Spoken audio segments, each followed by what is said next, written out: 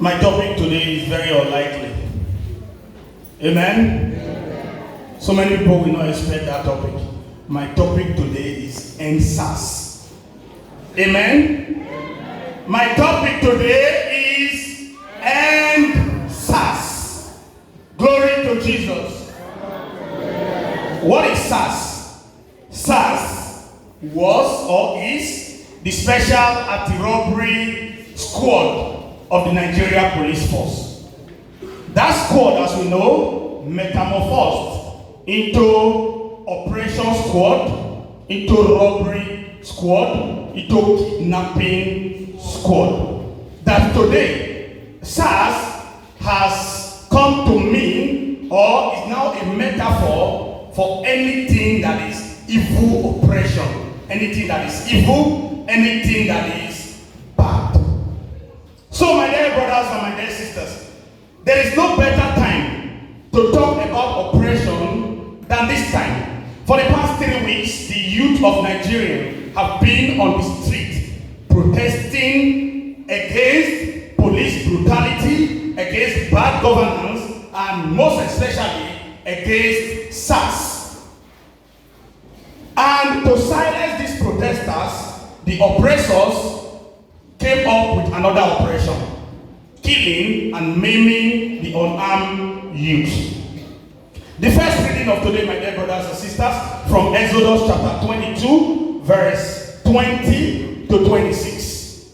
God spoke clearly against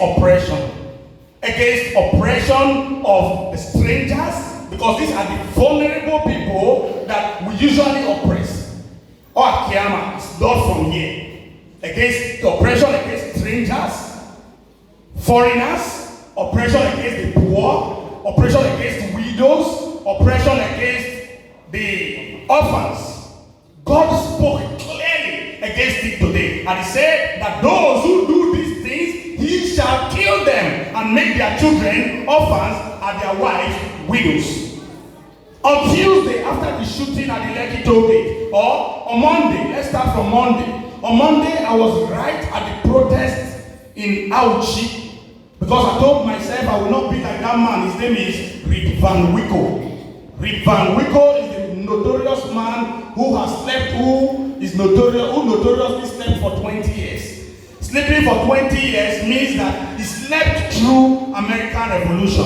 When he was going to bed, the statue of King George was in the square, and when he woke up, the statue of George Washington has replaced the statue of King George in the square. So that I will not be like that man who slept for 20 years, who slept through the revolution. I was part of the protest, the peaceful protest of the Nigerian youth, because I am a Nigerian youth myself. And soldiers came shooting. And during that shooting, somebody died. And I asked myself a question. These soldiers who came shooting today, and whoever commanded them to do that, they are fathers. They'll get home, their children will hug them and say, "Welcome, Daddy." What an evil generation. The same thing happened in Lekki toll gate, and I repeated the same thing to myself. You mean their children will hug them and they say, "Welcome, Daddy," and their mind will be at rest when they have killed other people's children?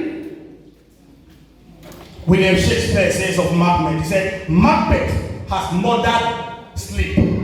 Let him sleep no more." So my dear brothers and my dear sisters, we have rights.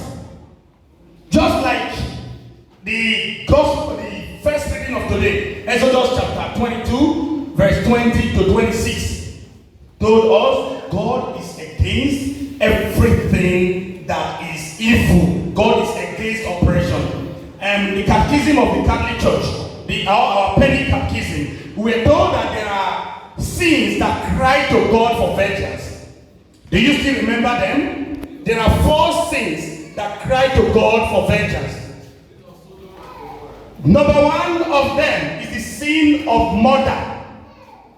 Amen? The sin of murder, Genesis chapter 4, verse 10. Number 2, the sin of sodomy, homosexuality, and lesbianism. Genesis chapter 18, verse 20 to 21. Number 3, oppression of the poor. Genesis chapter 2, Exodus chapter 2, verse 23. And number 4, defrauding laborer of their wages. James chapter 5, verse 4.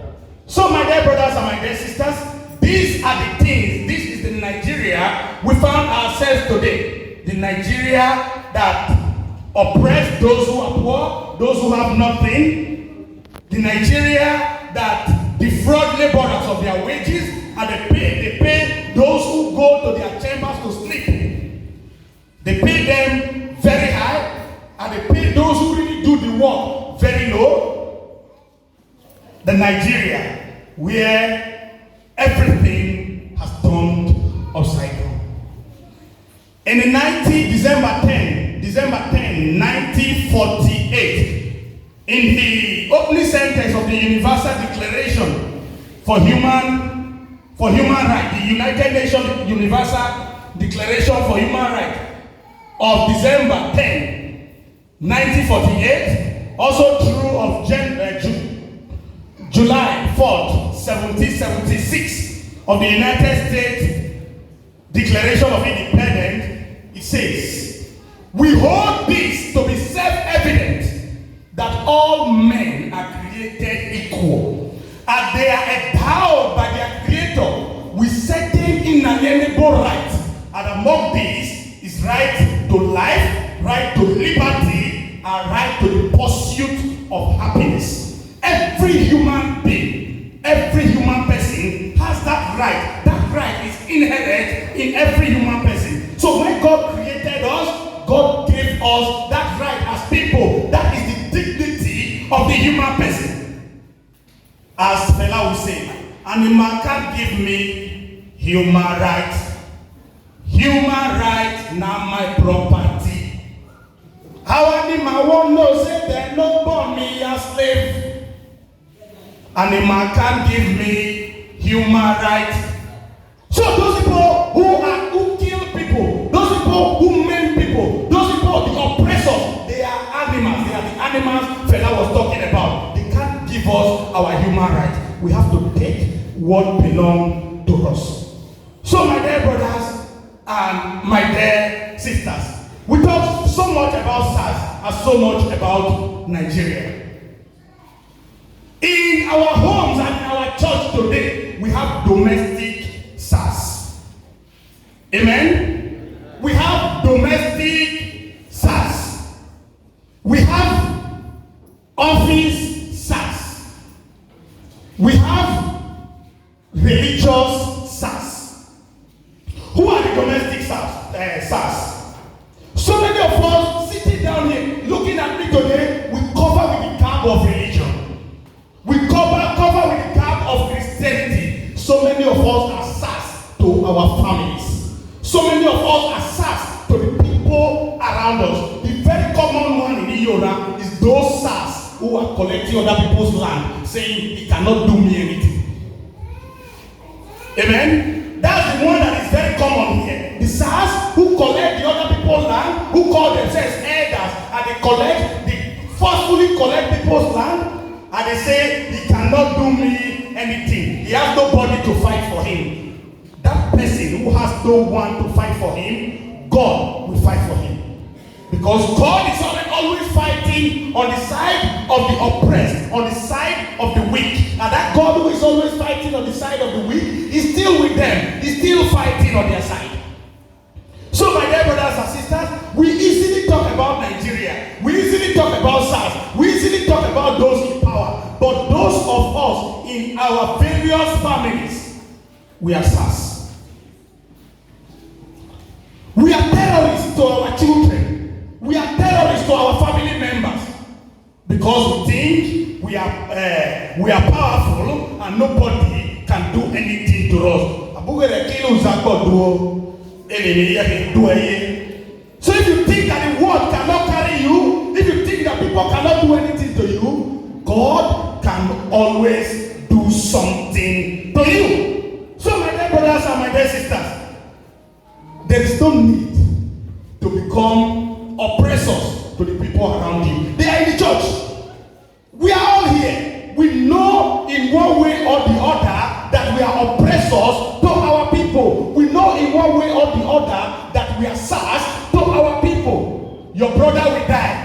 suffer the wife, suffer the children. And SARS. Amen? And SARS. And oppression. You will suffer the wife, suffer the children, take everything that belongs to them. Why? Because there is no one to fight for them. Who will fight for them? I will take it. There is nothing he can do. I mean, absolutely nothing. My dear, God can do something.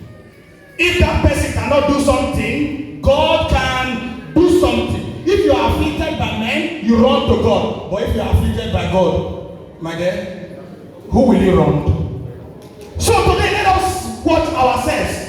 Domestic SARS. Jokingly, the wives who check their husband's phone so that they will see what they will get angry about. He always say, you will check phone, do FBI. After doing the FBI, you will hurt yourself with the FBI you have done. So that we will see what they will be angry about, their SARS.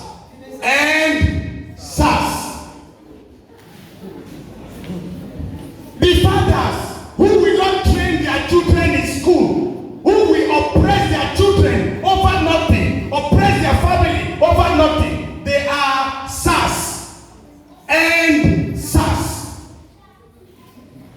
That man who claimed to be the head of the family, who every time whatever he does is against the progress of the family, he only wants his children to go forward. He does not want he halts the growth of every other person. You are SARS and SARS. Today, I tell you, my dear brothers and sisters, as I said before here, Martin Luther King said we are caught. We are caught in an inescapable web of mutuality. You cannot be what you ought to be until I am what I ought to be. So if you leave me alone, you say, oh, it's not my own. It doesn't concern me. It will concern you later. Amen? It will concern you later. Just as I said, one of our lecturers told us, he said, if you see your roommate, Monsieur Francis Adesina, if you see your roommate eating cockroach, and you say, it no concern me, in the night when he's coughing and he's hollering, you will not sleep, he will not sleep. So whatever concerns one, concerns all. But it no concern me. You are the head of the family. It no concern me. You are the head of your quarter. It no concern me. You are the head of your village. It no concern me. Very soon, it will concern you. When the children you train very well in school, they are doing very well, are the ones who are not trained, who later become hoodlums. Because the Nigerian government, they are shouting hoodlums. Who are the hoodlums? Who made them hoodlums? Who later became hoodlums? They will not allow your children to enjoy their money. Some of you now, your children are not coming home. They are afraid of home because of the hoodlums at home. The ones you refuse to train. Domestic SARS. Office SARS is the second one. The office SARS. So many of us have constituted ourselves as SARS in the various offices we are holding. No matter how small the office is, even church office, we use it to oppress our followers. We use it. Do you know I am chairman of this, chairman that, chairman this, commissioner this, commissioner that? It is very in the backward. Do you know I am chairman of this? Do you know I am this, I am that? Because you are in the office, you will not allow anybody to progress. You will not allow anybody, somebody is looking for something, the person must grease your palm. You are SARS and SARS. A girl is looking for employment. You have the power, she is qualified. She has everything it takes to get the employment. But you will not allow until the girl sleeps with you. You are SARS and SARS.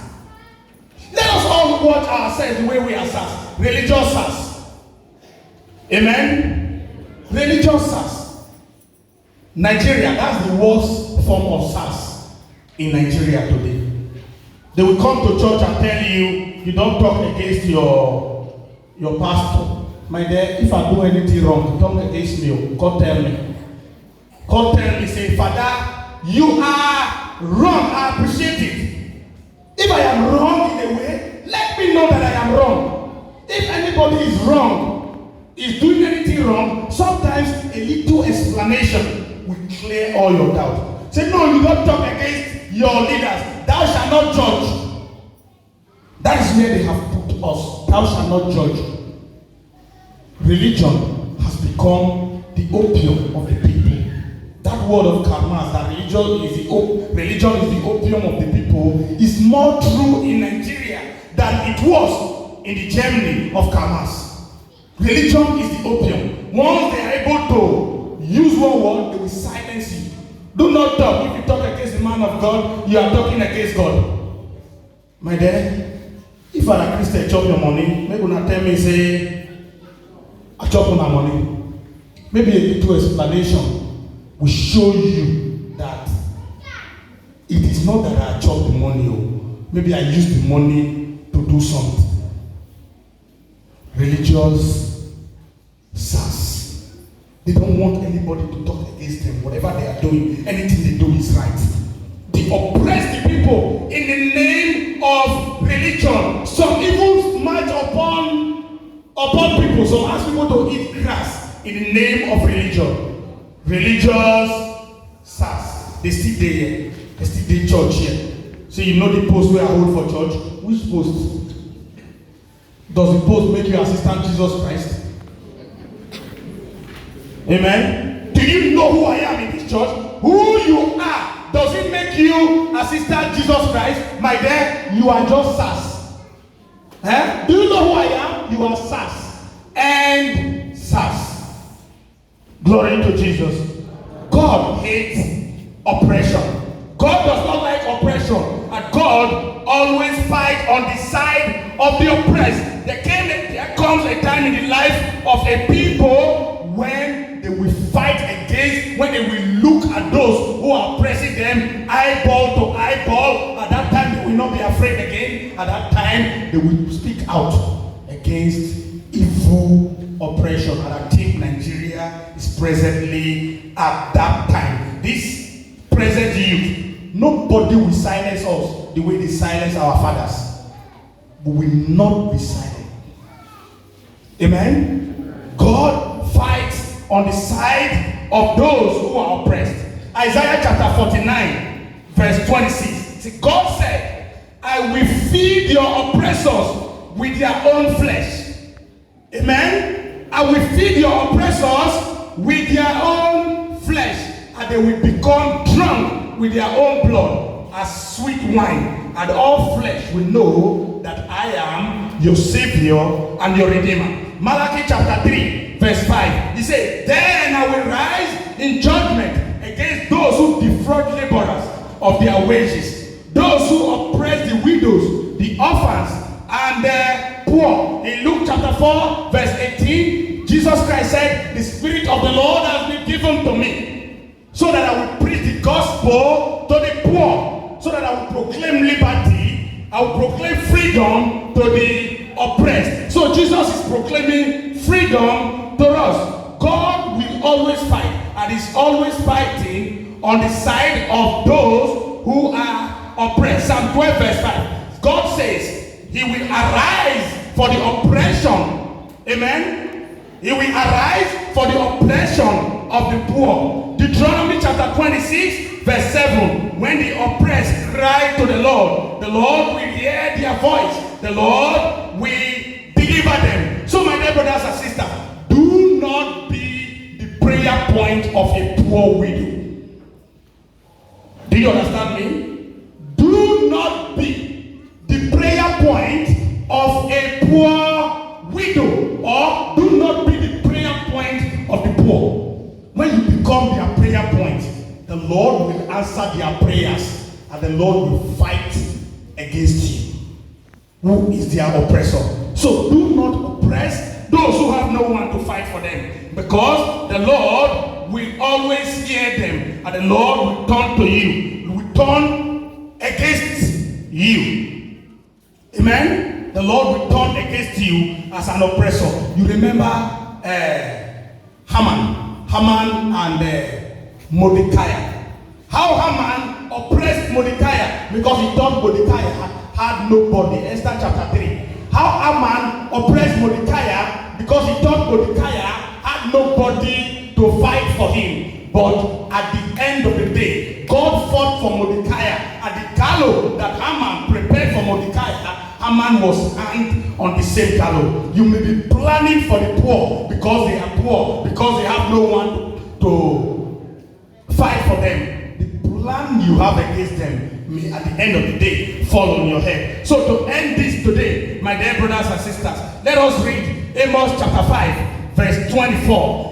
Let justice roll down like water and righteousness like a stream. Until this is done, there will be no peace, there will be no tranquility, because there can never be peace for those who are wicked. Let justice roll like waters and righteousness like the stream. Amos chapter 5 verse 24. Psalm 82 verse 3. Give justice to the weak and the fatherless. Maintain the right of the afflicted and the destitute. Isaiah chapter 1 verse 17. Learn to do good. Seek justice. Correct oppression. Bring justice to the orphan. Fight for the widows. Finally, Micah chapter 6 verse 8. That is the summary of everything I have been saying. Micah chapter 6 verse 8. He has told you, oh man, what is good and what the Lord requires. What is it that the Lord requires? That you do justice, that you love kindness, and that you walk humbly with the Lord. That is what the Lord requires. And to do all this, to run away from oppression, to run away from becoming sass to our fellow men and women, to run away from becoming